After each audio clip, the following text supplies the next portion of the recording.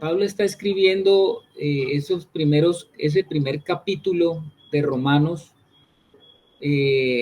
casi que abarcando el 2, llegando al 2, él va a hablar de la condenación. Después el apóstol Pablo va a hablar de la justicia y la justificación. Él va abarcando esos temas, ¿no? La capacidad que tiene el apóstol. Fíjese algo muy interesante, ¿no, hermanos? El apóstol tiene una gran capacidad por el Espíritu de irnos explicando las cosas. Y ahora, no todo el mundo podría entender las cosas que el apóstol está diciendo, sin embargo, él las toca porque hay personas con mentes que como que exigen, como que piden y Dios se ha dado respuestas, solamente que se necesita tener la suficiente capacidad para entender a través del Espíritu qué es lo que Dios nos quiere decir. Me explico. Hay personas que pues no necesitan conocer todo lo que Pablo está diciendo. Son personas que no tienen una estructuración como para ello, pero Pablo está hablando para el hombre, para el que no tiene tanto como para el que tiene mucho, para el que no entiende mucho como para el que entiende mucho. Esa es la capacidad del apóstol, ¿no? De hecho, el apóstol Pedro decía que habían cosas que el apóstol Pablo decía que eran difíciles de entender, porque pues para las mentes no entrenadas no era fácil entender a Pablo hablando en estos términos, pero Pablo hablaba como para una persona que no tenía mucho conocimiento, como para una persona que tenía mucha formación y mucha estructuración mental. Porque nuestra fe, la fe que usted tiene y la fe que yo tengo, es una fe que no está sustentada en cosas ilusorias. Nuestra fe tiene un fundamento, porque Dios se da a conocer a través de los procesos que Él tiene y de los procesos que Él ha logrado. Entonces tenemos a un Dios que quiere darse a conocer y Él tiene la forma de que le vamos conociendo y en la medida que usted va teniendo formación también intelectual, va a poder entender muchas más cosas. Entonces, gloria a Dios porque el Señor sí quiere que le conozcamos y no solamente que le conozcamos, sino también que le entendamos. Dios quiere darse a conocer y a entender.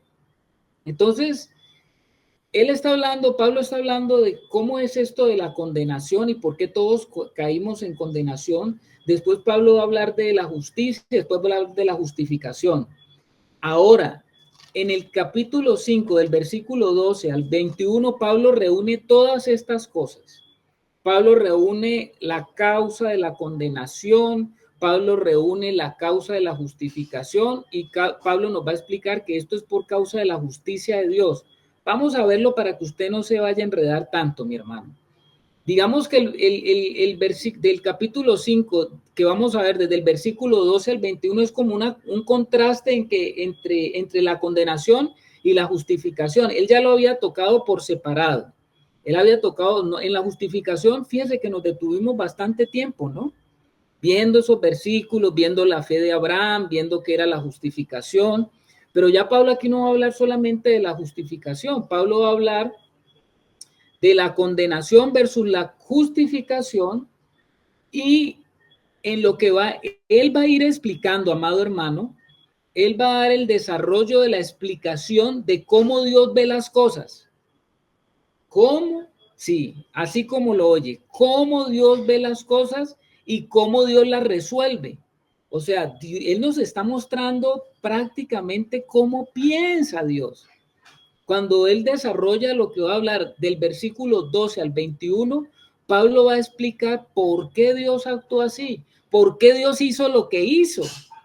Esto, usted poder entender a Dios como lo está entendiendo Pablo es maravilloso. A nosotros nos queda a veces difícil entender algunas cositas y cosas que nos pasan de las circunstancias de la vida diaria, pero Pablo está revelando los grandes pensamientos de Dios. O sea que si Dios quiere darse a conocer en lo grande, te tengo una buena noticia. Dios quiere darse a conocer en lo pequeño. Dios quiere darse a conocer también en las cosas que te están pasando a ti, hermano. En las cosas que diariamente te están pasando, Él quiere mostrarse y darse a conocer. Tenemos un Dios que quiere relacionamiento. Tenemos un Dios que quiere relacionarse con nosotros. Bendito sea Él porque Él quiere relacionarse y Él quiere ser conocido. ¿Cómo yo puedo tener relación con un Dios que no conozco? Yo no puedo tener conocimiento de Dios por las referencias que me dan. Es muy diferente cuando a mí me dicen, ¿usted conoce a tal autor? Vamos a suponer un ejemplo. ¿Usted conoce a Gabriel García Márquez o conoció a Gabriel García Márquez? Y es posible que usted diga, bueno, yo conozco las obras de García Márquez, yo conozco 100 años de soledad, yo conocí la obra de él, El otoño del patriarca, yo conocí la obra El coronel no tiene quien le escriba. Yo conozco esas obras, pero la pregunta es, ¿usted conoció al autor? Conozco sus obras. Ah, bueno, entonces usted puede dar alguna referencia de las cosas que Gabriel García Márquez dejó plasmadas, pero usted no lo conoce, no lo conoció a él. Diferente es cuando usted va y habla con un amigo de Gabo, de Gabriel García, y le pregunta, ¿usted tuvo relación? Y claro, usted ha oído entrevistas donde la gente habla de ese escritor, de Gabriel García Márquez, porque lo conoció. Nosotros pueda que entramos en el campo de que conocemos a veces las obras de Dios, conocemos lo que Dios ha hecho en otras personas, conocemos los testimonios personales de otras personas, conocemos la intimidad que otra persona ha guardado con Dios. Y la pregunta, ¿y usted? ¿Y usted, hermano? ¿Usted ha comenzado a tener esa relación con un Dios que quiere darse a conocer? ¿Usted se ha metido a querer conocer a ese Dios que quiere revelarse? ¿Usted ha comenzado a pagar el precio de lo que es mantener una relación, una comunión con un Dios que desea que tú le conozcas y le entiendas? Cuando yo veo esta carta a los romanos aquí en el capítulo 5, 12 al 21, yo veo la relación que tenía Pablo con el Señor, con el Espíritu de Dios, porque Pablo comienza a dar una explicación de cómo Dios ve las cosas y cómo Dios las resuelve. Pablo nos va a decir por qué Dios hizo lo que hizo. Aquí en esta sección de la escritura comenzamos a ver el razonamiento de un Dios santo que imparte soluciones a problemas que confrontaban su santidad versus su justicia. Problemas que confrontaban su santidad, eso era un problema, la santidad de Dios con la justicia. Delante de esta sala santa, ¿por qué ustedes creen que había problema entre la santidad de Dios y su justicia? ¿Quién se atreve en esta santa sala a decirnos por qué Dios se encontraba con un problema entre la santidad y su justicia? ¿Cuál creen ustedes? ¿Cuál es la razón para afirmar esto? ¿Quién se atreve a decirlo? ¿Había un conflicto entre la santidad de Dios y su justicia o no lo había? ¿Sí me hago entender, hermanos? ¿Aló? ¿Hello? ¿Sí están los hermanos allí? A ver, ¿qué dice el hermano Alex? Que no entiendo la pregunta. Caramba, habíamos comenzado entonces, estamos mal, comenzando mal. Dios está resolviendo un problema y hay un problema que él mismo con el que se encuentra. Y el problema es que él tiene o es un Dios santo, santo, santo. Y él tiene un problema con su justicia, porque ¿cómo es posible que la santidad y la justicia se vean comprometidas en la salvación del hombre? ¿Por qué cree usted que va a haber problemas o se encontraba con ese problema Dios? ¿Ya me hice entender mejor? ¿O todavía no? Silencio en el auditorio. Vuelvo otra vez. Dios es justo. Dios es justo. Pero había un conflicto que él tenía con su propia santidad, porque él tenía que salvar al hombre. Y él iba a salvar al hombre en su condición en la cual se encontraba el hombre. Si es un Dios santo, ¿cómo salvar a un hombre que está en la situación inmunda? ¿Cómo sacar al hombre, un Dios santo, cómo puede sacar a un hombre de su inmundicia sin violar su justicia? ¿Sí me hago entender? Sí, mi hermano. A ver, Angeli, explíqueme usted. A ver, entonces, bueno, espero que el Señor me ayude a no equivocar. Lo que pasa era que Dios no puede violar los atributos que son parte de su carácter. Él no puede pasar por encima de ellos. Es decir, si nosotros somos culpables, Dios no puede vernos como inocentes, porque uno, Dios no puede mentir. Dos, Dios es justo y tiene que castigar el pecado. Y tres, el Señor también siente ira hacia el pecado y eso como que es como un imán que se repele. Entonces no pueden estar unidos porque se aíslan el pecado de nosotros con la santidad de Dios. Entonces lo que yo estaba entendiendo era que el Señor, al ver ese dilema en cuanto a su santidad y su justicia, porque santo tenía que estar apartado de nosotros a causa del pecado y justo tenía que juzgarnos a causa de nuestro pecado. Entonces el Señor necesitaba recurrir a otro medio, un plan para poder unir a quienes estábamos separados de Él y a Él, o sea, unirnos en una relación. Y eso es como lo que yo estaba entendiendo. Ya, gracias, Angeli. Yo creo que es completamente lo que dijiste, mi santa hermanita. Qué bueno, gracias. Sí, sí se pudo entender, hermano. Levante el dedito para que diga usted sí, entendimos ahora, nos quedó más claro. Eso, por lo menos Caterina allá y la familia Díaz Domínguez entendió. Usted tiene ahí el dedito, hermano. El dedito que tiene ahí nos ayuda para saber que sí estamos entendiendo. Entonces, yo creo que lo que dice la hermanita Angeli es exactamente lo que estoy tratando de explicar, hermanos. Como un Dios santo, como un Dios que quiere acercarse, puede acercarse, pero sin violar su santidad. Como un Dios justo, que es justo, tiene que castigar el pecador, pero asimismo también acercarse al pecador. Esa es como el dilema que había en lo que estaba viviendo el Señor con, bueno, yo lo digo como problema desde el punto de vista que nosotros entendemos un problema, porque Dios no se hace ningún lío. ¿En qué sentido?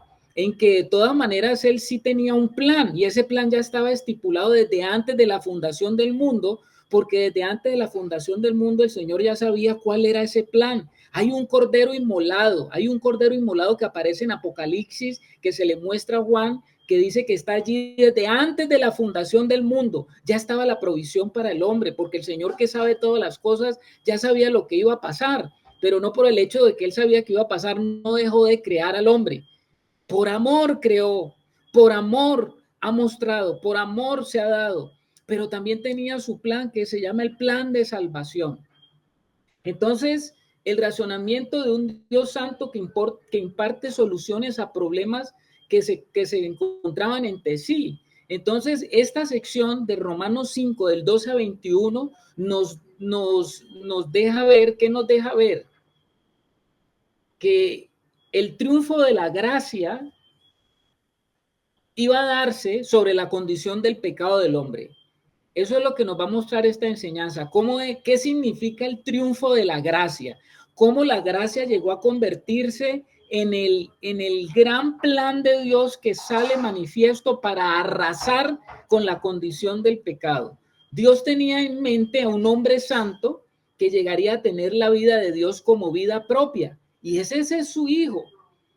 Entonces, cuando usted comienza a leer Romanos 5, del 12 al 21, comienza esas comparaciones que Pablo hace por el Espíritu, comparaciones que son contrastantes. ¿Cómo así comparaciones contrastantes?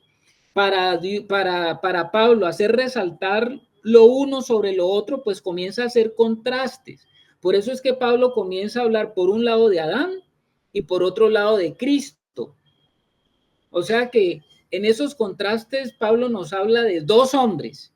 Eso es lo que Pablo va a hablar ahí en el capítulo 5 del versículo 12 al 21. Nos va a hablar de dos hombres. Nos va a hablar de dos hechos. ¿Cuáles son los dos hechos que Pablo va a narrar allí? El acto de desobediencia de Adán y el acto de obediencia de Cristo. el acto de desobediencia de Adán, de lo que pasó en el huerto cuando comió del fruto, más el acto de la obediencia máxima, o sea, nos contrasta entre el Adán y su máxima desobediencia, que fue comer del fruto prohibido, y después nos va a contrastar con el acto de la obediencia, con el acto máximo de obediencia de Cristo cuando murió en la cruz. Y eso va a generar dos resultados. ¿Cuáles son los dos resultados? Hay dos hombres, hay dos hechos y hay dos resultados. Por un lado, lo que hizo Adán trajo muerte, juicio y condenación. Y por otro lado, lo que hizo Cristo trae vida, justicia y gracia. Esos contrastes que nos va a dar Pablo nos van a dar revelación de cosas muy interesantes, hermanos. Hermano Carlos, disculpe, ¿nos repite otra vez cuáles fueron lo que acabas de decir de contraste, por favor? Hay contraste entre dos hombres, Adán y Cristo, entre dos actos o hechos, la desobediencia máxima de Adán en el huerto contra la obediencia máxima de Cristo de su muerte en la cruz. Y hay dos resultados de lo que cada uno de estos dos hombres hizo. Primero, lo que hizo Adán, muerte, juicio y condenación. Y por otro lado, lo que Cristo logró, vida, justicia y gracia. Esto nos va a mostrar dos cosas muy interesantes, hermanos. ¿Qué nos va a mostrar? Que Adán y Cristo, desde el punto de vista de Dios, recuérdense que le acabo de hablar y de decir que esto que va a decir Pablo, lo va a mostrar desde el punto de vista de Dios. ¿Cómo ve Dios las cosas? ¿Cómo Dios juzga las cosas? Y usted se da cuenta que comienza a mostrar la escritura a través del apóstol Pablo que hay dos hombres representativos de toda la humanidad. ¿Cuáles son esos dos hombres representativos de toda la humanidad? ¿Cuáles son? Número uno. Adán y Cristo. Adán y Cristo. Sí, señor, mi hermana Santa Luz Helena. Son dos hombres, así ve Dios la humanidad. Como que Dios ve la humanidad así, él no ve así como personitas solamente, sino que lo que le interesa es, y lo que está viendo es, o yo estoy en Adán o yo estoy en Cristo. Así Dios nos juzga, de acuerdo a esas dos condiciones. Ellos se convierten en los dos hombres representativos. Ellos actuaron en nombre del hombre. Son como los representantes elegidos en un congreso cuando votan por nosotros. Como quien dice, Adán es el digno representante de nuestro pecado, porque Adán pecó por nosotros. Pero Cristo es el representante de la gracia, porque Cristo murió por nosotros. Es muy importante ver nuestra historia en Adán y ver nuestra historia en Cristo. Ya le voy a explicar por qué. Esto es clave, muy importante. Es importante darse cuenta que cuando Adán pecó en el jardín, tú estabas allí, hermano. Tú estabas allí en el jardín.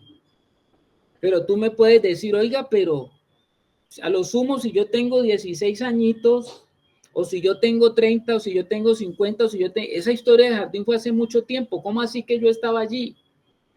Tú estabas allí en representante tuyo, tu cabeza era Adán, y en Adán todos nosotros estábamos allí porque él es el primer hombre. En nuestros primeros padres, ahí estábamos nosotros. En Adán estaba usted y yo. Porque de los lomos de Adán ha venido toda la humanidad. En Adán tú pecaste. En Adán tú pecaste. Porque si Adán estaba allí y Adán hizo lo que hizo, tú pecaste y en Adán tú moriste. Porque él es el digno representante del hombre. Así lo ve Dios. Estamos hablando desde el punto de vista de cómo lo ve Dios. Pero del mismo modo, es vital que nos demos cuenta que cuando Cristo murió en la cruz, o sea, estamos en el primer hombre que es el acto máximo de desobediencia, ahora nos vamos al acto máximo de obediencia. Cuando Cristo murió en la cruz, te quiero decir algo, tú estabas también allí. Tú estabas allí. cuando el Señor fue crucificado, tú estabas allí. Creo que ahorita vamos a desarrollar más estas dos grandes verdades para que las tengamos en cuenta. Romanos 5, del 12 al 21, que es lo que estaremos tratando, nos quiere dar este panorama para entender y tratar de entender la mente de Dios. Porque cuando vemos a estos dos representantes y que Dios nos sitúa allí, es porque Dios quiere decirnos algo con relación a nuestra vida particular. Veamos una cosa, vamos a comenzar entonces con el versículo 12. Vamos a leer el versículo 12, hermano. Usted allí tome su Biblia, abra su Biblia y vamos a leer el versículo 12. El versículo 12 dice de la siguiente manera. Léalo usted allí, mi hermano, que usted tiene la Biblia. Dice, por tanto, como el pecado entró en el mundo por un hombre y por el pecado la muerte, así la muerte pasó a todos los hombres. Y va a decir Pablo ya había dicho esto antes, ¿no? Acá en Romanos 3:23. Por cuanto todos pecaron. Te lo voy a repetir. Por tanto, como el pecado entró en el mundo por un hombre y por el pecado la muerte, así la muerte pasó a todos los hombres por cuanto todos pecaron. ¿Qué nota usted allí, hermano? Usted nota el primer hombre que está diciendo Pablo. Dios ve a dos hombres. El primero Adán, el segundo Cristo. Él dice que el pecado y la muerte entraron por un hombre y de allí a todos los hombres. ¿De qué es lo que Pablo está queriendo decir? A ver si lo tratamos de entender. ¿Cómo así que el pecado entró a todos los hombres? Según lo que yo puedo entender y según lo que podemos entender es que si el pecado entró al hombre por Adán, es porque algo ocurrió en Adán que afecta a toda la descendencia de Adán. Algo le pasó a Adán que afecta a su progenie. ¿Cómo llamamos eso en términos naturales? ¿Cómo llamamos en términos naturales a eso cuando le pasa a alguien que afecta a toda su descendencia? ¿Cómo se llama eso? ¿Un problema de orden qué? ¿Genético? Genético, muy bien, Anita, genético. ¿Sí me hago entender, hermanos? Levante el dedito, por favor. Eso, un problema genético. O sea, de algo que tiene que ver con la herencia. Algo pasó en Adán que afecta a su descendencia. Por eso es que hablamos a veces y a veces los hermanos dicen, ¿usted por qué habla en esos términos? Podemos hablar de esos términos porque ya los entendemos. Hablamos de una genética espiritual. Esa genética espiritual, ¿y por qué hablamos de genética? Porque es algo que se pasa a la progenie. A ver, familias enteras saben que tienen un problema, su antepasado tuvo un problema y usted cuando anda el médico, entonces le pregunta al médico, a ver, usted tiene ahorita, vamos a poner un caso, azúcar en la sangre. Y entonces le pregunta, a ver, en su familia, ¿cuántos hay que tienen azúcar en la sangre? No, pues doctor, si supiera, mi mamá, mi abuelo, mi tatarabuelo, mi bisabuelo, sufrieron de, ya entonces el médico le dice, entonces el médico ya va entendiendo. Esto es un problema de carácter genético, de herencia. Seguramente usted a muchas enfermedades cuando va al médico, el médico va a tratar de buscar una pista acerca de si es algo que tiene que ver con la genética. Esa herencia espiritual fue afectada y eso hizo que algo pasara en Adán. ¿Qué fue lo que pasó en Adán? Adán fue creado con unas características para un ambiente, para un medio, para una forma de ser, para una forma de relacionarse. Pero cuando el pecado entró al hombre, el hombre se despiporró. Vamos a utilizar una palabra que está muy de moda ahora, despiporrar. O sea que hubo una crisis que hizo que el hombre ya no fuera el mismo, no fue el mismo modelo de diseño, no tenía ya el mismo diseño. O sea que realmente, ¿qué cambió en el hombre? ¿Cuál fue el cambio íntimo que pasó en el hombre? Si el hombre dejó de ser, no solamente el hombre dejó de hacer, el hombre dejó de ser lo que era. Y cuando algo deja de ser lo que es, ¿de qué podemos hablar? ¿De un cambio de qué? Hermanos en la sala. ¿De un cambio de esencia? ¿Y eso cómo se llama también al hablar de un cambio de esencia? Naturaleza, mi hermano. Naturaleza. Un cambio de naturaleza, sí, señor Jarito, Yami y los hermanos que están. Hay un cambio de naturaleza. Ya no tenía la misma esencia. Ya no era el mismo ser con los mismos propósitos. Era un hombre totalmente diferente, extraño para lo cual fue creado. ¿Y por qué digo eso?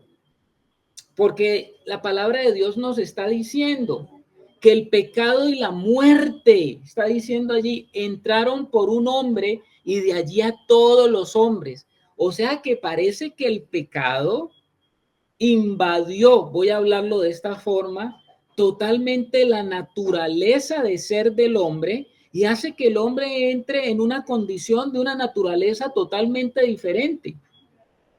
Y por esa razón es que el pecado pasa a todos los hombres, porque es reproducible en la medida que nace un hombre, pues la persona que ya nace sobre esta tierra viene condicionada en esa naturaleza, porque esa fue la naturaleza en que nuestros primeros padres quedaron sumidos. Esto nos habla de la adquisición de una naturaleza que adquirió la capacidad de morir.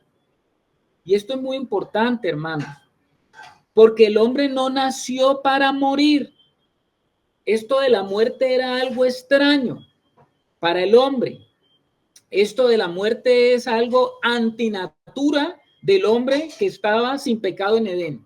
El hombre no conocía la muerte. La muerte era extraña. La muerte era extraña. Entonces, ¿cómo nos damos cuenta de que la muerte es, cómo nos damos cuenta de que el pecado entró a nuestra herencia? ¿Cómo nos damos cuenta que el pecado entró a nuestra herencia? ¿Cómo nos damos cuenta? Hermanos de la sala.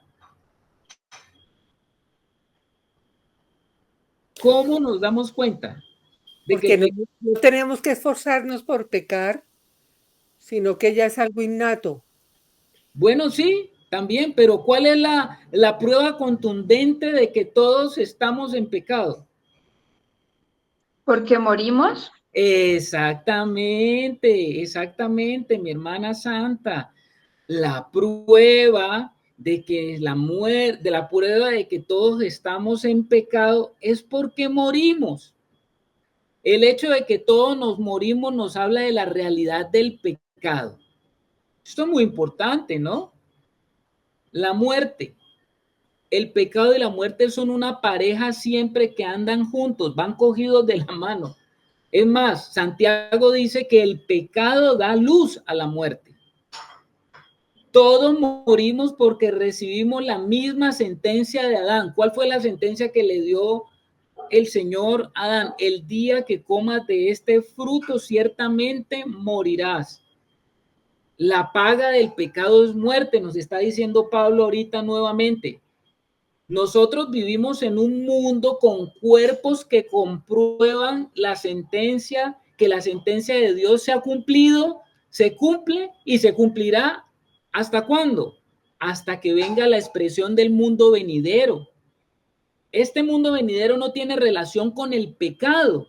Luego, entonces, en este mundo venidero, entonces ahí nos daremos cuenta de que la muerte será cosa del pasado. Bendito sea el Señor, porque solamente en el mundo venidero es que nos vamos a dar cuenta que la muerte ya no tiene acción. Pero mientras eso ocurre, antes de que el Señor venga y hasta que el Señor venga, estaremos comprobando que el pecado todavía tiene acción sobre este mundo. ¿Y cómo nos damos cuenta? Porque la paga del pecado es la muerte. Dice el versículo así: por tanto, como el pecado entró en el mundo. Vale la pena señalar aquí que el término mundo en este contexto se refiere específicamente a toda la humanidad, ¿no? No se refiere a mundo desde un aspecto como de las cosas malas, sino que el pecado entró al mundo es a toda la humanidad. Digamos que Pablo centra él comienza a centrar la relación que existe entre los seres humanos y Dios. ¿Qué es lo que él va a decir o qué es lo que va a tratar de darnos a entender Pablo? Lo que Pablo nos está dando a entender es que esa naturaleza que adquirimos, esa naturaleza pecaminosa que entró por un hombre, sí, entró por Adán. Nos va a decir también algo Pablo y nos va a dar a entender. Esa naturaleza no es algo que podamos vencer por nuestra propia cuenta. Aunque las personas pueden hacer cosas buenas, esa bondad no es inherentemente ligada a su naturaleza. Lo que Dios va a querer mostrarnos y va a querer revelarnos es que este hombre que está en Adán, así haga buenas obras para tratar de expiar su pecado, o tratar de vencer su pecado por fuerza de su voluntad, no lo va a poder hacer porque una naturaleza se expresa y se expresará. Y no hay manera de que el hombre cambie eso con fuerza de voluntad, con hacer cosas buenas, con hacer buenas obras. Eso no se puede cambiar. Y usted encuentra en el mundo que hay muchos hombres que le llama el mundo como buenos porque han hecho lo que se llaman buenas obras, pero delante de Dios y como ve Dios las cosas, eso no es el mérito para decir de que esos hombres están aprobados delante de Dios. Eso lo tienes que tener claro. Fíjese usted que Pablo, hablando de la iglesia en Éfeso, él describe la humanidad sin Cristo. ¿Cómo describe la humanidad Pablo sin Cristo allá en Efesios 2, 1 al 3? Vamos a leerlo. ¿Cómo la describe? Alguien que me lo busque, por favor, y que me lo lea. Efesios 2, del 1 al 3. ¿Ya alguien lo encontró, mis hermanos? Efesios 2, del 1 al 3. Sí, hermano. A ver, mi hermana Luz Elena. Y Él os dio vida a vosotros cuando estabais muertos en vuestros delitos y pecados, en los cuales anduvisteis en otro tiempo, siguiendo la corriente de este mundo, conforme al príncipe de la potestad del aire, el espíritu que ahora opera en los hijos de desobediencia, entre los cuales también todos nosotros vivimos en otro tiempo, en los deseos de nuestra carne, haciendo la voluntad de la carne y de los pensamientos, y éramos por naturaleza hijos de ira, lo mismo que los demás. ¿Cómo le parece a usted, mi hermana Luz, lo que está diciendo el apóstol acá en la carta a los Efesios? Dice, Él os dio vida a vosotros cuando estabais. ¿Cómo estábamos? ¿Cómo nos encontrábamos? ¿Cuál era nuestra condición? Dice que estábamos muertos en nuestros delitos y pecados. Y en esos delitos y pecados para Dios estábamos muertos. Estamos hablando, como les digo, desde lo que Pablo ve, desde la óptica de lo que Dios ve, perdón. Cómo Pablo muestra lo que Dios ve. Nos veía muertos y nosotros estábamos en otro tiempo siguiendo la corriente de este mundo y estábamos conformados al príncipe de la potestad del aire, el espíritu. Eso es un espíritu que ahora opera en los hijos de desobediencia. O sea que Dios ve dos tipos de hijos, los hijos de obediencia y los hijos de desobediencia. los hijos de obediencia y los hijos de desobediencia. ¿Quiénes son los hijos de desobediencia? Pues los que tienen otro padre, que no es él. Y los hijos de obediencia son los que lo tienen por padre a él. Los hijos de desobediencia también se le llama los hijos de la ira.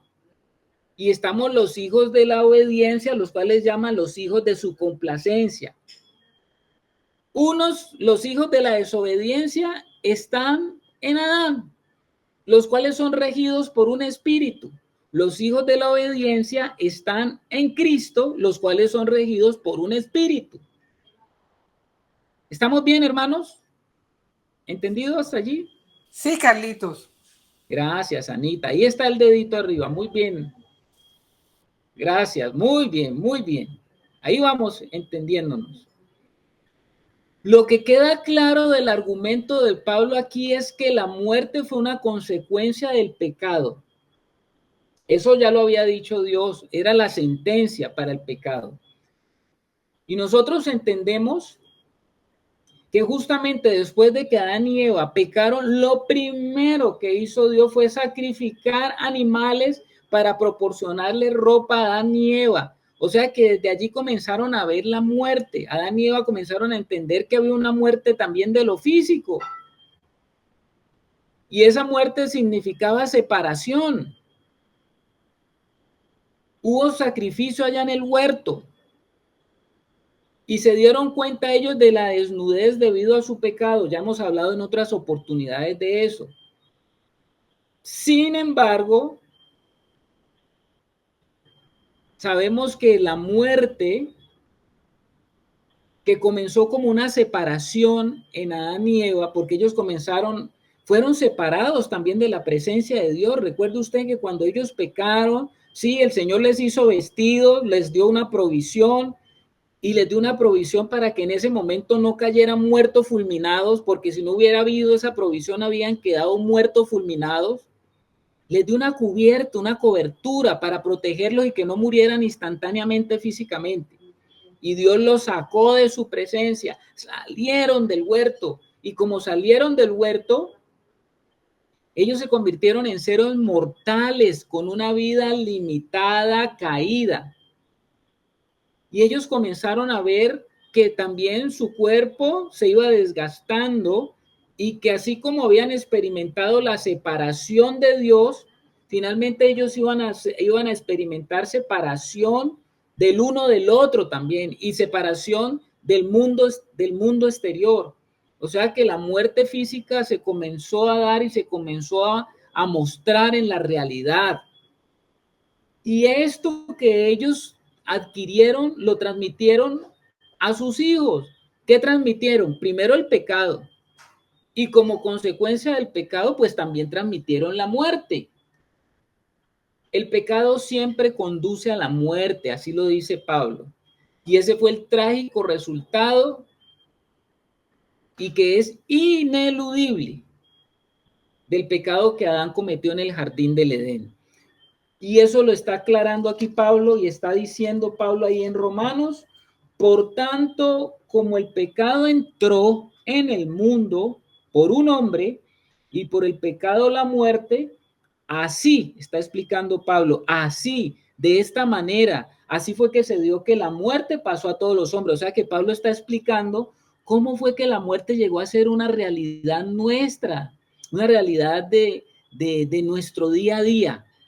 Algo que era tan extraño, algo que no fue concebido para el hombre, algo que no estaba en la realidad del propósito de Dios con el hombre gobernante, de ese hombre que se le dijo que sojuzgara las cosas, algo que estaba allí, que era algo que estaba en potencia, ahora se volvía una realidad para el hombre. Avancemos un poquito.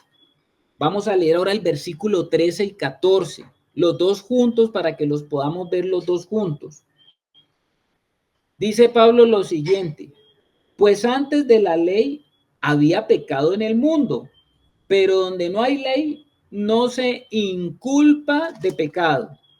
No obstante, reinó la muerte desde Adán hasta Moisés, aún en los que no pecaron a la manera de la transgresión de Adán, el cual es figura del que había de venir. Vaya, aquí Pablo nos está mostrando otras cosas acerca de cómo Dios ve las cosas. ¿Qué es lo que le está dando a entender el Espíritu a Pablo? ¿Qué es lo que se está tratando de responder aquí? ¿O qué es lo que Pablo está dando a entender aquí? Seguramente muchos que estaban oyendo la carta de Pablo, muchos que estaban leyendo esa carta o cuando era leída esa carta, recuerde usted que cuando las cartas las enviaba Pablo por las iglesias o por la iglesia, la carta era leída, no es que cada uno tuviera una Biblia como nosotros, sino que alguien pasaba la carta, se paraba enfrente de la congregación y la leía.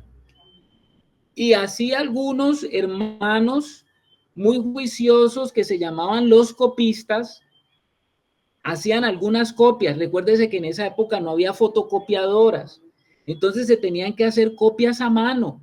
Y cuando escribía esa carta, si usted quería llevarla a varios lugares, pues usted a veces la carta, usted sabe que una carta se puede llevar hasta cierto tiempo. Pero en la medida que usted la pasa de mano en mano, pues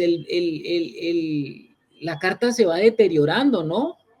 La carta se va deteriorando. Entonces había que hacer copias. Y entonces se hacían copias fidedignas, tratando de que usted no le cambiara nada. Entonces se llevaban varias copias o varias cartas y se iban pasando y se leían en la iglesia, donde los hermanos se congregaban. Los hermanos se congregaban por las casas y allá les llegaba la carta y ellos comenzaban a leer esa carta y esa carta después la enviaban a otro lugar, a otra casa y a otra casa y así se iba dando el sentido de lo que Dios quería anunciar. Pablo no había ido a Roma, pero Pablo había mandado una carta por delante para que ellos tuvieran cosas claras acerca de lo que él como apóstol quería fundamentar en las iglesias en Roma. Entonces aquí lo tenemos a él, a Pablo, diciendo lo que dice en el versículo 13 y 14. Los que estaban oyendo esa carta seguramente ellos podían pensar cómo podía existir el pecado antes de que existiera la ley de Moisés. ¿Quién fue primero? ¿Moisés fue primero? ¿Qué dicen ustedes? ¿Quién fue primero? Cuando Pablo está diciendo aquí,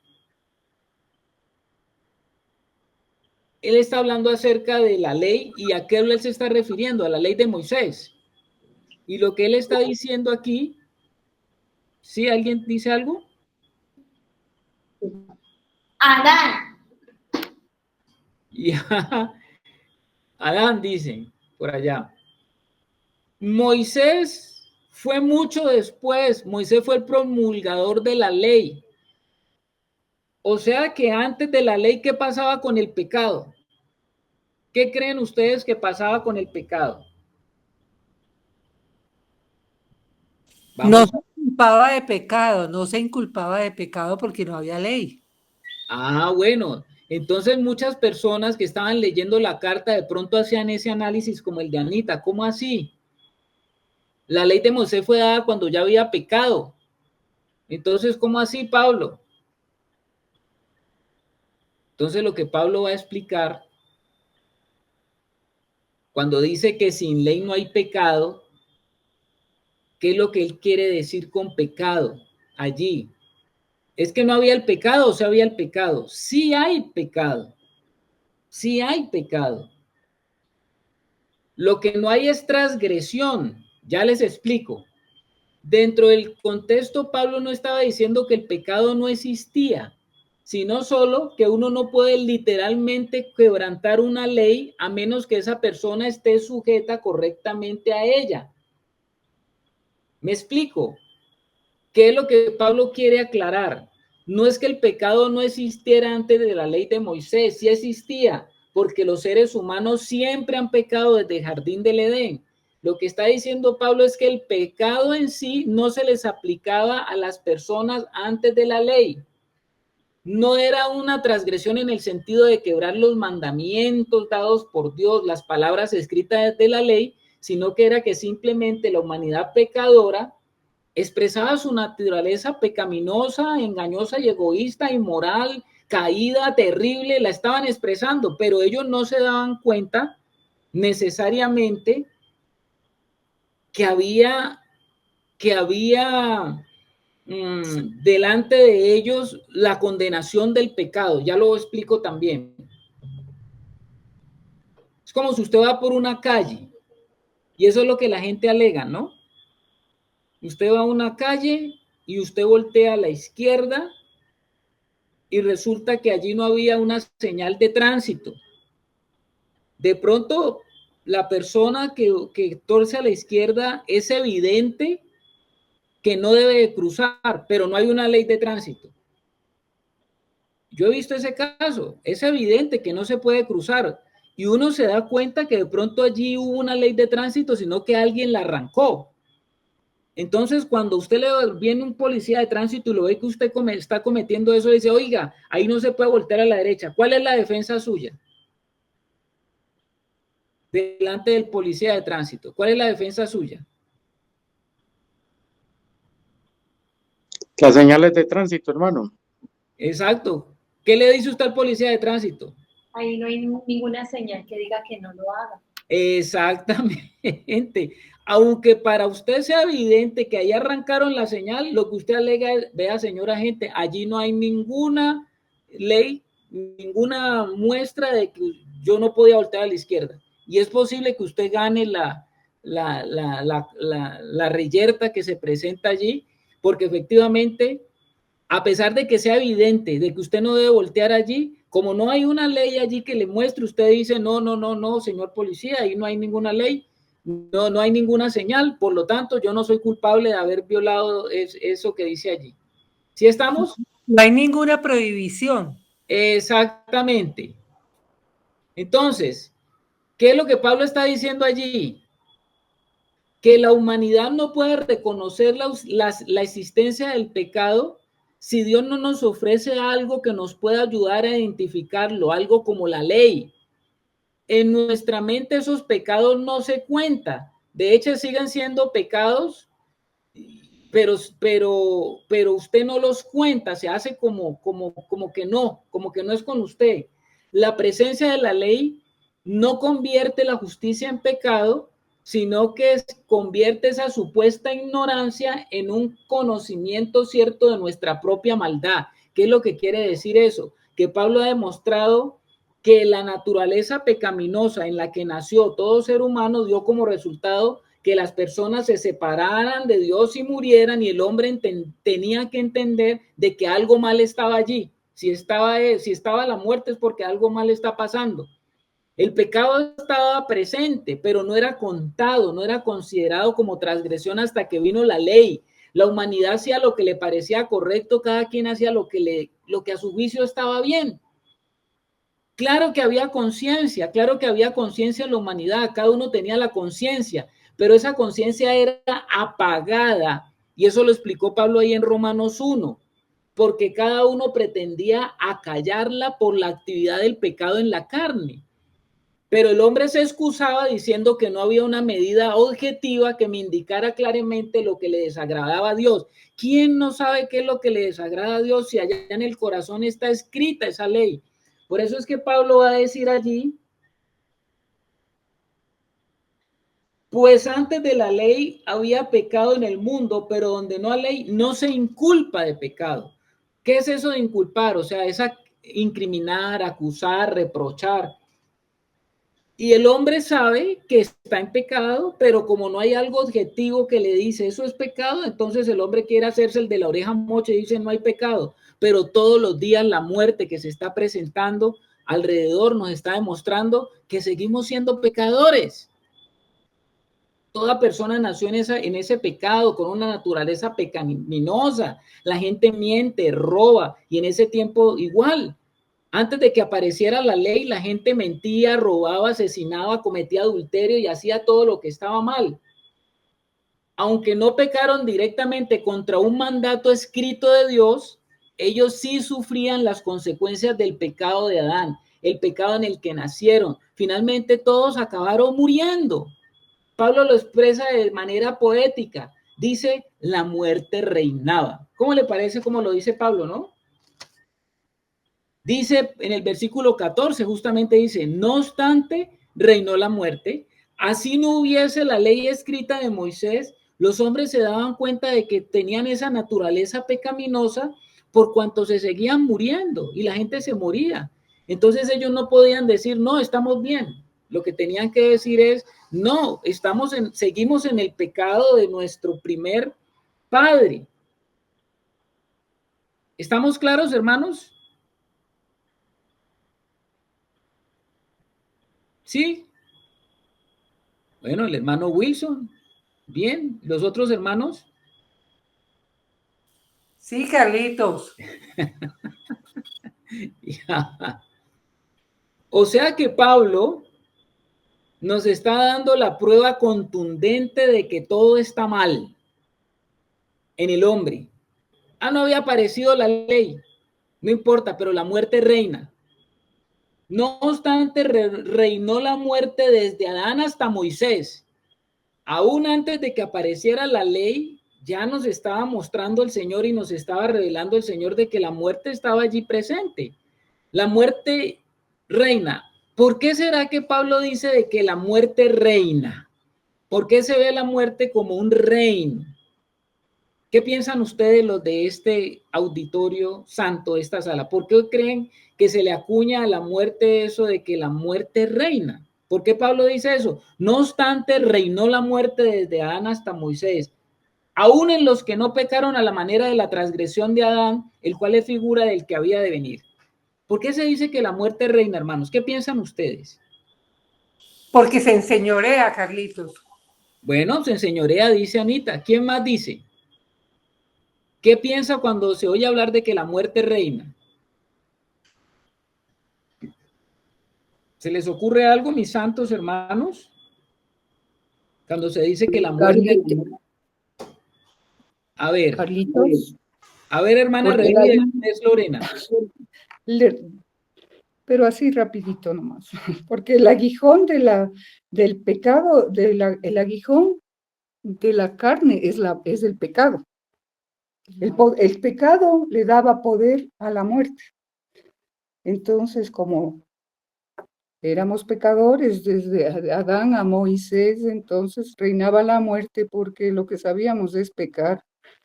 Y eso alimentaba la muerte, ¿no? El pecado es...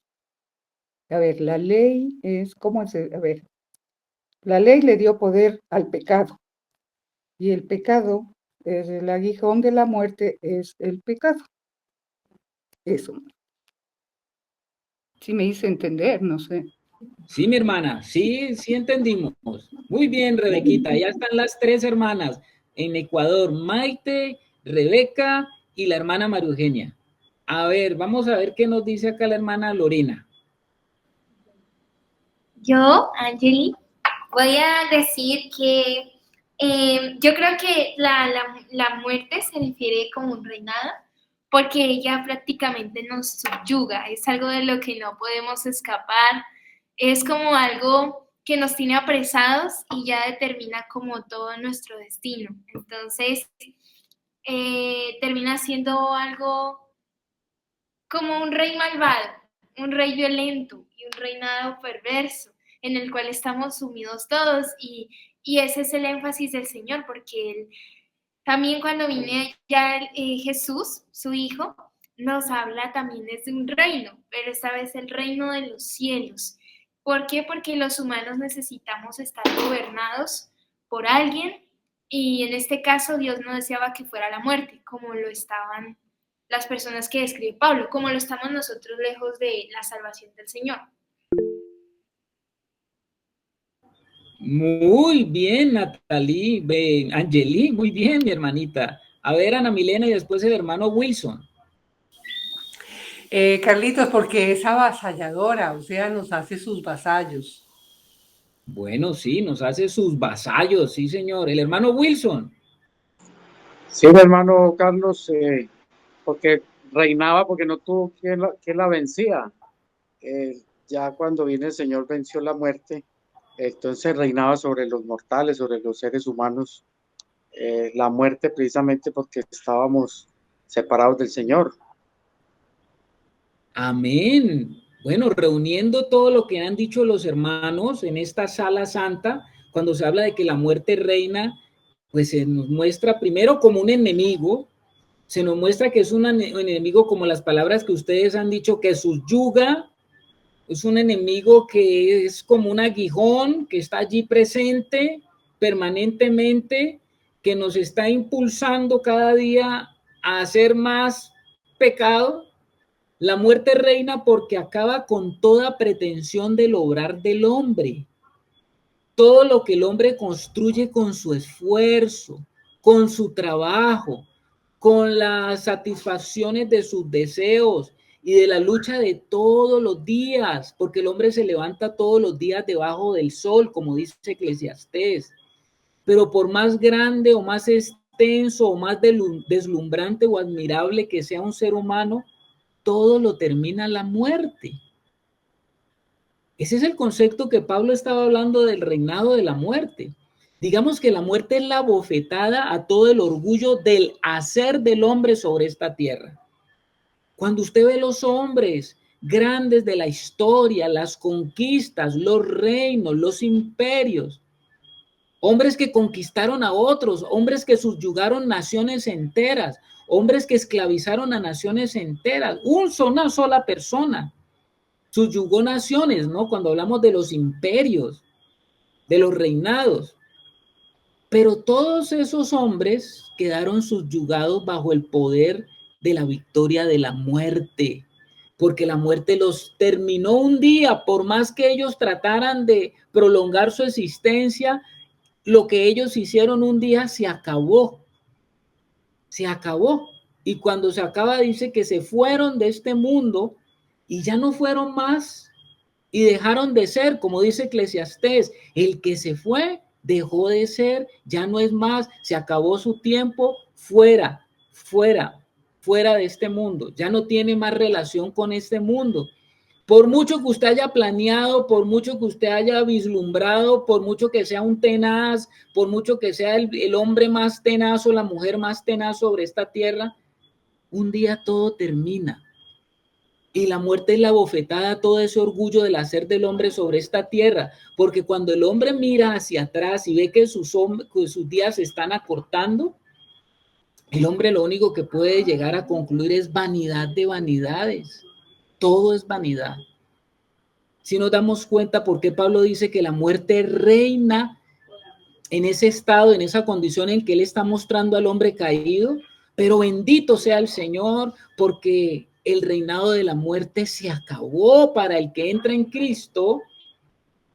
Como dice el Señor Jesús, el que cree en mí ya no morirá jamás. Esto es tremendo, hermanos, si nosotros lo podemos entender, saliéndonos de este plano natural y entrando al plano espiritual. Ni siquiera estamos hablando del plano sobrenatural, sino del plano espiritual, porque el plano sobrenatural es algo que todavía está sobre lo natural, pero todavía está sometido al imperio de la muerte. Pero cuando hablamos del plano espiritual es algo que rebasa la muerte, la vida de Cristo rebasa, la vida espiritual rebasa la naturalidad, hermanos, y aún lo sobrenatural. Amén, allá nos están escribiendo la familia Díaz Domínguez, que nos están diciendo en el chat, la muerte no lo pudo retener porque no hubo pecado en él. Así es, mis hermanos, porque es el hombre que no tenía pecado. Si la paga del pecado es muerte y Jesús no tenía pecado, entonces la muerte no pudo ser su salario. Y no pudo ser su salario, por lo tanto la muerte no tuvo poder sobre él, no pudo retenerlo. ¿Qué hijo de hombre ha podido extenderse más allá de los dominios de la muerte? Mire la historia, ninguno, solamente uno. Pero mire todos los grandes, mire todos los que han sido conquistadores, mire todos los hijos de los hombres y ninguno ha podido. Pero solamente hubo uno que pudo. Es que la condición del hombre caído, hermanos, es una condición terrible. Mire usted Génesis 6, cuando usted lee Génesis 6, usted se da cuenta de que aún el mismo Dios ve esa condición del hombre caído, que entró en esa naturaleza, porque el hombre caído entró en una naturaleza totalmente desconocida para Dios. Eso sí era desconocido, esa naturaleza. La capacidad que tiene esa naturaleza de estar alejado de la presencia de Dios y la capacidad que esa naturaleza tiene para hacer el mal. Allá en Génesis 6:6, Génesis 6, 5 y 6 dice, y vio Jehová que la maldad de los hombres era mucho en la tierra y que todo el designio de los pensamientos del corazón de ellos era de continuo solamente el mal. O sea que un hombre que fue creado para hacer lo bueno, porque todo lo que hizo Dios fue bueno, ahora dice que este hombre en su manera íntima de reproducir la vida, en su manera de caminar sobre esta tierra, lo único que tenía de continuo era hacer el mal, hacer el mal. Y por eso es que el versículo 6 dice, y se arrepintió Jehová de haber hecho el hombre en la tierra y le dolió en su corazón. Por eso es que Dios con este hombre, que ya le dolía en su corazón, esta condición de este hombre generó el juicio de Dios para esa generación que estaba recién, el hombre estaba recién desempacado. Esa generación recibió el diluvio. ¿Y eso qué está diciéndonos el Señor allí con el diluvio? Dios nos va dando marcas claras de sus designios. Aunque hubo un juicio donde todos perecieron o murieron, hubo unas personas que fueron salvas y no murieron ante ese juicio universal. Dice la palabra que Dios salvó de ese juicio al pregonero de justicia que fue Noé y su familia. ¿Qué nos estaba mostrando Dios? Que Dios estaba anticipando que un día el imperio de la muerte iba a ser destruido en los que son justificados por él. ¿Y quiénes son los que son justificados por él? Todos los que van a meterse al arca, todos los que entran al arca estarán a salvo. Todos los que vayan al arca van a estar seguros de que aunque haya una gran destrucción, ellos van a ser salvos de la ira.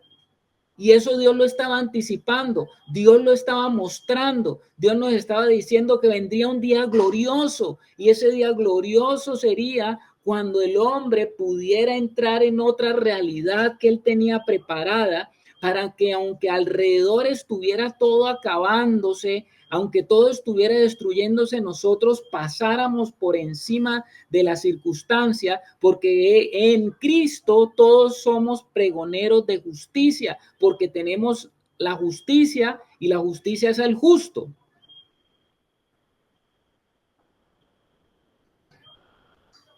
No obstante, el versículo 14, reinó la muerte desde Adán hasta Moisés, aún en los que no pecaron a la manera de la transgresión de Adán. Y no pecaron a la manera de la transgresión de Adán porque los otros hombres pecaron de otra manera. El pecado de Adán fue particular, desobedeció un mandamiento, un mandato de Dios, porque Dios solamente puso un mandamiento en el huerto. Y la desobediencia de Adán fue por desobedecer ese mandamiento. Y dice que los otros no pecaron a la manera de Adán, pero también pecaron. Y mire cómo termina ahí el versículo 14, que me parece muy interesante, porque dice, el cual es figura del que había de venir. ¿Cómo así? ¿Cómo así que Adán es figura del que había de venir? ¿Lo podemos entender? ¿Podemos entender qué es lo que Pablo quiere decir? Vamos a leerlo en otra versión, hermanos, para ver si nos aclara un poquito. Vamos a leerlo en la NTV. Dice así, se lo voy a leer a usted en la NTV. Dice, sin embargo, desde los tiempos de Adán, estamos leyendo el versículo 14, ¿no? Estamos leyendo el versículo 14 de ahí de Romanos 5. Sin embargo, desde los tiempos de Adán hasta los de Moisés, todos murieron, incluso los que no desobedecieron un mandamiento explícito de Dios como lo hizo Adán. Ahora bien, Adán es un símbolo, una representación de Cristo, quien aún tenía que venir. ¿No le parece como complicado ese pedacito? ¿Cómo así que Adán es un símbolo, una representación de Cristo, quien aún tenía que venir? ¿Te confunde de pronto, mi hermano? Sí, yo no lo entiendo. Porque justamente, ¿qué es lo que uno no entiende? Pues que, ¿cómo así que Adán es el símbolo del que había de venir? A ver, la hermana Luz Helena, ¿qué puede entender usted, mi hermana? Hermano, yo entiendo que Adán fue el primero, ¿cierto? Y por él entró el pecado al mundo. Fue, digamos, la primicia de cómo no había debido ser el hombre para lo que Dios no lo había hecho. Y Cristo también es el primero, pero para todo lo que el Señor quería, para todo lo que Dios quería. O sea, uno es como la figura que se descarrió, digámoslo así, y Cristo es la figura perfecta del hombre perfecto que el Señor, que Dios había diseñado. Muy bien, hermana Luz Helena. ¿Sí lo lograron cachar los hermanos? O sea, el uno el que desobedeció y el otro el que obedeció. Te lo voy a explicar de la siguiente manera. O si alguien quiere dar una explicación. ¿Alguien más quiere dar una explicación? Adán es símbolo de uno que habría de venir. Dado que Dios es justo, porque Dios es justo, en Adán estaba colocando los fundamentos de aquel que iba a cumplir y obedecer según el deseo de Dios. ¿Cómo así? Adán es todo lo contrario de aquello que Dios busca. Viendo a Adán, entendemos qué es lo que Dios se propuso con su hijo. ¿Me hago entender? ¿O se confundieron más? ¿Qué dicen, hermanos? Te lo vuelvo a repetir, justamente lo que decía la hermana Luz Helena. ¿Por qué Adán se convierte en un símbolo del que había de venir? Porque Dios es justo, ¿no? ¿Cómo así que Dios es justo?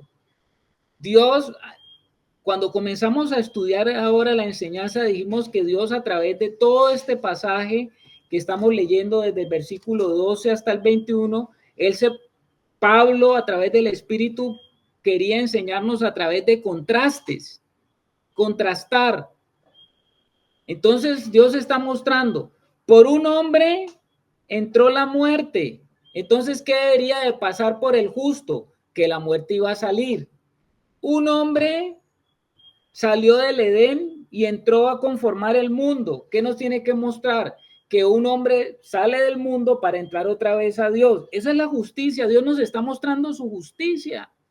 O sea que Adán es un símbolo, porque cuando yo veo a Adán y veo todo lo que vivió Adán y lo que hizo Adán, ese Adán caído, entonces yo estoy viendo qué es lo que no debo hacer, porque el justo justamente venía a hacer lo que Adán no hizo. ¿Me hago entender ahora sí, hermanos? ¿O no? Hay silencio en la sala. Es un silencio, no sé si preocupante. A ver qué dice Angeli.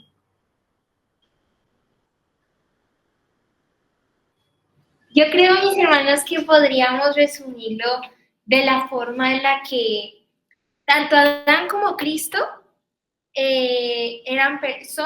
Cristo es perfecto y Adán era perfecto. Y ambos afectaron, bien sea positivamente o negativamente, a toda la humanidad. Adán, en cuanto a su pecado, rebelión y desconfianza contra Dios, al desobedecer la orden que se le dio, y Cristo de manera positiva, porque gracias a su obra, no solo en la cruz, sino su vida perfecta, afectó positivamente a todos aquellos que íbamos a creer en Él, trayendo salvación, vida eterna, santificación, restauración, en todo lo que nosotros ya había sido dañado a causa de Adán. Es como la forma de resumir de cómo Adán es una representación de Cristo. Muy bien, Angeli, muy bien. No sé si el hermano Wilson quiere decir algo o estaba simplemente asintiendo. Hermano Wilson. Ay, mis hermanos, qué pena, una interrupción. Y aclaro que cuando dije que Adán era perfecto, me refería a que Dios, como mencionabas, Carlitos, lo creó sin pecado. Pero sabemos que luego Adán dejó de ser perfecto al ya cambiar de naturaleza, como nos mencionaste, y por eso ya pasó a ser un pecador más, junto con todos los demás. Muy bien, sí señora, mi hermanita, sí señorita, hermanita Angeli. Hermano Wilson. No, hermano, me preguntaba usted, mi hermano, que si tenía algo para decir, no, mi hermano. Ah, ya, ok. Adán es símbolo uno de que habría de venir, porque el que había de venir iba a corregir todo lo que Adán, lo que no hizo Adán, lo hizo el que había de venir. En eso se convierte en símbolo Adán. Eso tiene que ver con que Dios es justo, y así como Adán la embarró, tenía alguien que venir a desembarrar. Y en lo que Adán embarró, pues Cristo viene y desembarra. Adán desobedeció hasta lo sumo, Cristo obedece hasta lo sumo. Adán obedeció Adán desobedeció ese único mandamiento que había. Cristo obedeció en todos y no le faltó ninguno. Entonces, como que Adán es el símbolo del que había de venir, porque el que había de venir se había de hacer las cosas conforme al corazón de Dios. Hermano Wilson. ¿Ya de qué? ¿No? Ok. Entonces, Adán es todo lo contrario de aquello que Dios busca. El que había de venir, pues tenía que venir a hacer todo lo que Adán no hizo. El que había de venir tenía que buscar y hacer lo que Dios estaba buscando. ¿Y qué estaba buscando Dios? Alguien que hiciera su perfecta voluntad. Alguien que obedeciera a Dios hasta lo sumo. Alguien que obedeciera a Dios hasta la muerte. Y Adán desobedeció hasta la muerte. ¿Sí se dan cuenta, mis hermanos? Viendo a Adán, entendemos qué es lo que Dios se proponía con su hijo, porque su hijo fue hecho a semejanza de hijo de hombre, porque en todo se parece a Adán. ¿En qué era lo único que no se parecía a Adán? En que no pecó y que nació sin pecado, pero como hombre nació con carne y hueso como usted, con todas las características y todas las tendencias que puede llegar a tener una persona que viene a este mundo sin pecado, pero que es tentado por todas partes. Adán fue tentado en una. Cristo fue tentado en todas las circunstancias que tiene un ser humano. Bendito sea nuestro Señor, porque Él fue tentado en todo, dice la palabra de Dios. Y entonces, por la obediencia de Cristo, que fue tentado en todo, se revierte la condición de esa situación que teníamos en Adán. Por eso Adán, dice aquí, es símbolo o la representación de en Cristo en cuanto a Adán es lo que Cristo no es. Hizo todo lo contrario. Yo creo que ahí ya queda más entendido qué es lo que Pablo está queriendo nos decir a eso. Vayamos al versículo 15. El versículo 15, hermanos. Dice, pero el don no fue como la transgresión, porque si por la transgresión de aquel uno murieron los muchos, abundaron mucho más para los muchos la gracia y el don de Dios por la gracia de un hombre, que es Jesucristo. ¿Qué es lo que está queriendo decir ahí Pablo, el hermano Pablo? Pero el don no fue como la transgresión. ¿Qué es lo que está? El contraste, seguimos. Este pedazo que está Pablo narrando aquí en lo que ha escrito es una carta que hay mucho contraste. El don no es como la transgresión. porque si por la transgresión de aquel uno murieron los muchos, abundaron mucho más para los muchos la gracia y el don de Dios por la gracia de un hombre, Jesucristo. El don de Dios es más poderoso que la transgresión. La gracia de Dios es más poderosa, puesto que vence la transgresión. Está Pablo haciendo ese contraste entre la transgresión y la gracia. El don, ¿dónde uno encuentra ese don que da Dios? Pues el don es la gracia y la gracia es una persona. Y lo que está diciendo Pablo es que esa persona, así como todo el problema vino por este hombre que transgredió, pues lo que nos viene ahora a nosotros en el nuevo pacto, porque Pablo está explicando la realidad del nuevo pacto, porque Pablo nos está hablando de cómo ve Dios las cosas, cómo hace Dios las cosas, cómo hizo Dios para confrontar ese problema en que se encontraba entre su santidad, la santidad de él y su justicia, cómo es que él hizo que se retrocediera todo el problema y en su hijo él pudo retroceder todo el problema que nosotros tuvimos en Adán para lograr hacernos salvos. Ese es el plan de salvación. Pablo está explicando el plan de salvación. ¿Qué es lo que Dios, cómo Dios desenvolvió esa maraña en que nos encontrábamos metidos todos? ¿Cómo Dios nos iba a salvar siendo un Dios santo? ¿Cómo se iba a acercar a nosotros? Pues se acercó. ¿Y cómo se acercó? Pues se acercó a través de su hijo. ¿Y cómo se acercó a través de su hijo? ¿Cómo hizo para meterse entre nosotros siendo el santo, santo, santo? Pues se vistió de una naturaleza de carne y hueso como nosotros y entró en nuestra realidad y comenzó a romper con todas las cosas y las transgresiones que Adán había hecho. La gracia de Dios, que es Jesús, vence todos los efectos negativos del pecado. Ahí estamos viendo cómo opera la justicia de Dios. Por un solo hombre entró la desgracia a la humanidad, pero de igual forma por un solo hombre vino la gracia de Dios. Así es la justicia de Dios. Si por algo salió, por alguien entró. No fue por muchos hombres, sino por uno. Así como por uno entró el pecado, por uno tenía que salir. No era por muchos, sino por uno, por un solo hombre. Y ambos hombres tenían que ser hombres.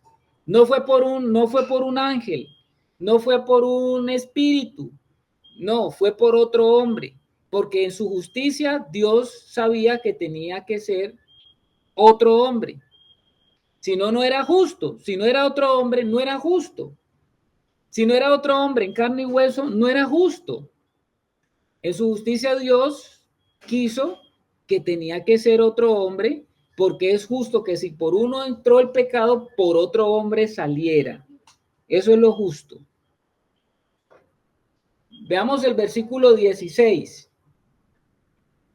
Y con el don no sucede como en el caso de aquel uno que pecó, porque ciertamente el juicio vino a causa de un solo pecado para condenación, pero el don vino a causa de muchas transgresiones para justificación.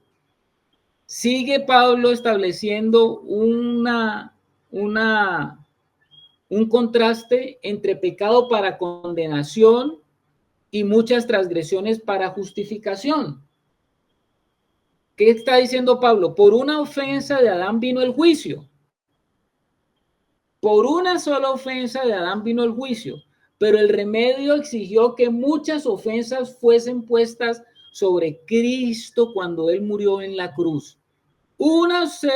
Mire esto, hermano, una sola ofensa de Adán trajo juicio y condenación sobre toda la humanidad, pero lo que Cristo hizo es mucho más grande, porque él proveyó un camino para que muchas ofensas pudieran ser borradas. Hay un hermano que decía esto, tratando de dar una ilustración. Un hombre va al bosque en un tiempo de verano, enciende un fósforo y todo un bosque se prende en fuego, se pone en fuego. Prende un árbol y de ahí todo se prende. Esta es una acción pequeña que cualquiera puede realizar. Todo el bosque puede terminar incendiado por ese solo cerillo que encendió ese hombre. Pero supongamos que ahora viene alguien y apaga todo. ¿Qué pasa con la acción que tiene que hacer del que apaga todo? La segunda opción no sería bastante mayor que la primera. ¿Qué piensan ustedes? ¿Es mayor o no es mayor que la primera?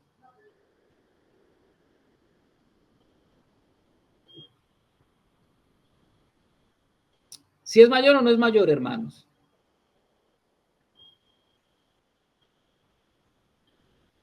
Vuelvo y lo explico, el ejemplo quedó entendido. A ver qué dice Germancito. No, pues que, Carlitos, es muy fácil hacer una acción pequeña que traiga grandes consecuencias. Incluso lo puede hacer una sola persona, pero una sola persona no puede abarcar las consecuencias de todo lo que eso haya ocasionado. Se necesita un poder mayor para poder asumir esas consecuencias y para poder revertir lo que esa acción causó, que desencadenó algo muy poderoso. Muy bien, mi santo hermano. Por una acción de Adán cayó todo el bosque de la humanidad. Por el acto justo de Cristo, millones y millones de ofensas fueron pagadas y fue posible borrarlas. Cristo hace y ha hecho mucho más. El pecado hace que venga el juicio, la condenación y la muerte, pero el don hace que venga una nueva condición, la justicia, la paz, la reconciliación con Dios. Esto es tremendo lo que Pablo está diciendo aquí. Y voy a terminar con el versículo 17, mis hermanos. Pues si por la transgresión de uno solo reinó la muerte, mucho más reinarán en vida por uno solo, Jesucristo, los que reciben la abundancia de la gracia y del don de la justicia. Bendito sea el Señor. Porque ya vimos que por la transgresión de uno reinó la muerte. La muerte se enseñoreaba del hombre. ¿Hasta cuándo la muerte se enseñoreó del hombre? Hasta que apareció Jesucristo. Cuando apareció Jesucristo, la condición del hombre puede cambiar. La condición del hombre cambia. Aquel que entra en Cristo puede revertir esa condición en la que se encuentra el hombre caído, el hombre natural, el hombre que está alejado de Dios, el hombre que está separado de Dios. Todo hombre separado de Dios no puede entrar en el reino de Dios. Y por eso es que dice que por la transgresión de uno reinó la muerte. ¿Cómo les parece a ustedes? Adán era el hombre llamado a sojuzgar la tierra. Para eso fue creado Adán, para sojuzgar la tierra, para poner en orden todas las cosas, para traer la imagen de Dios a la tierra. Para eso fue llamado Adán. Pero Adán le entregó su corona a la muerte. ¿Qué significa eso? Que la muerte es un extraño invasor que se tomó la vida del hombre. La muerte termina con la vida y con toda esperanza de algo mejor para Adán. La muerte pone las condiciones porque si ella aparece, usted y yo desaparecemos. Donde ya reina la muerte, el hombre desaparece, el hombre caído. Ahora, lo que Pablo está diciendo, así como en Adán la muerte entra para reinar, en Jesucristo el asunto se revierte, ya que el hombre ya no sucumbe bajo el reinado de la muerte. El hombre vuelve a recobrar el dominio sobre el reino de la muerte. Y ahí, como decía ahora la hermana, sorbida es la muerte, ¿no? Estamos en una hora, en una victoria. Eso lo dice Pablo, ¿no? Allá en Romanos 15. Bueno, lo vamos a ver más adelante. Primera de Corintios 15, perdón. Es que dice así, ¿no? Cuando estamos leyendo Primera de Corintios 15, el apóstol Pablo dice, en un momento, en un abrir y cerrar de ojos, a la final trompeta, porque se tocará la trompeta, y los muertos serán resucitados incorruptibles, y nosotros seremos transformados. Porque es necesario que esto corruptible se vista de incorrupción, y esto mortal se vista de inmortalidad. Y cuando esto corruptible se haya vestido de incorrupción, y esto mortal se haya vestido de inmortalidad, entonces se cumplirá la palabra que está escrita, sorbida o sorbida, Anita.